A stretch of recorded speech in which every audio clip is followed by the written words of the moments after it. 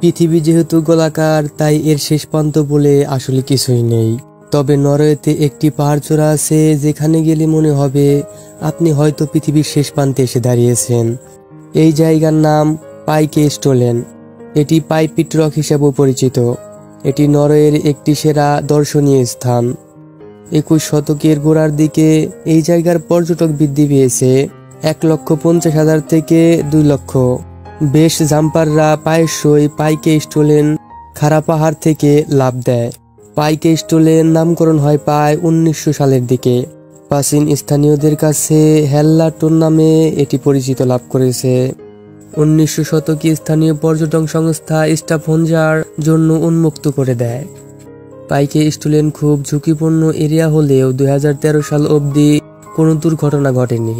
2000 সালে ফেব্রুয়ারিতে একজন অস্ট্রেলিয়ান মহিলা এবং একটি নরওয়েজিয়ান ব্যক্তি আত্মহত্যার চুক্তি করার পরে ক্লিফ থেকে একসাথে লাফিয়ে যৌথভাবে আত্মহত্যা করেছিলেন।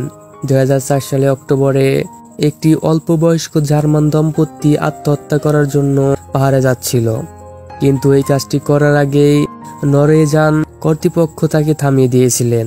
2013 সালের একজন স্প্যানিশ পর্যটককে প্রথম দুর্ঘটনা কবলিত ব্যক্তি হিসেবে ধরা হলে পরে জানা যায় সেটিও আত্মহত্যা ছিল, কারণ তার ফেসবুক অ্যাকাউন্টে দুর্ঘটনার আগে সুইসাইড নোট পোস্ট করা হয়েছিল। ধারণা করা হয় প্রায় 10,000 বছর আগে বরফ যুগে সুবিশাল হিমবাহের প্রভাবে জায়গাটি এমন আকৃতি লাভ করেছে। অতীতে প্যাগাম ধর্মের লোকেরা এখানে উপাসনা করত। 1900 সালে সর্বপ্রথম এই জায়গার পর্যটন ব্যবস্থা চালু হয়। 2000 ফুট উঁচুতে থাকা পাহাড়গুলির প্রায় 82 বর্গ ফুট প্রশস্ত। এখানে পৌঁছাতে পায়ে হেঁটে প্রায় 4 কিলোমিটার পাহাড়ি পথ পাড়ি দিতে হবে। নরওয়ের বাতাস পৃথিবীর সবচেয়ে বিশুদ্ধ বাতাসগুলোর মধ্যে অন্যতম। তার মধ্যে পালপিট রক এলাকার বাতাস বিশুদ্ধতম। সেজন্য এখানকার বাতাস বোতলজাত করে বিক্রিও করা হয়।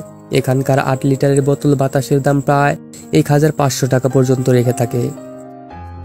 দুঃসাহসী পর্যটকেরা নানা রকমের কর্মকাণ্ডের মাধ্যমে এখানকার রোমাঞ্চ আরও বাড়িয়ে নিতে পারে।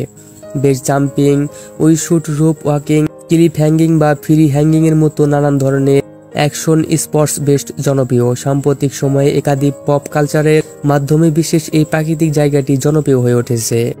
2014 সালে ভাইকিস টেলিভিশন ধারাবাহিকের একটি দৃশ্যে এখানে ধারণ করা হয়। সেখানে দেখা যায় গল্পের কেন্দ্রীয় চরিত্র পালপিট রকের কিনারায় বসে আছে। 2017 সালে মিশন ইম্পসিবল 6 চলচ্চিত্রের শুটিং এর কারণে পাইকেস্টোলেনের এক সপ্তাহ পর্যটকের জন্য বন্ধ ছিল। হলিউড অভিনেতা টম ক্রুজকে এখানে দুর্দান্ত অ্যাকশন দৃশ্যে অভিনয় করতে দেখা যায়। প্রতি বছর প্রায় 3 লাখেরও বেশি লোক পাইকেস্টোলেনে ঘুরতে আসেন। প্রাকৃতিক সৌন্দর্যের কারণে জায়গাটির বিখ্যাত পর্যটন কেন্দ্র পরিণত হয়েছে। সুপ্রিয় দর্শক, কেমন লাগলো আমাদের আজকের এই ভিডিওটি অবশ্যই কমেন্ট করে জানাবেন।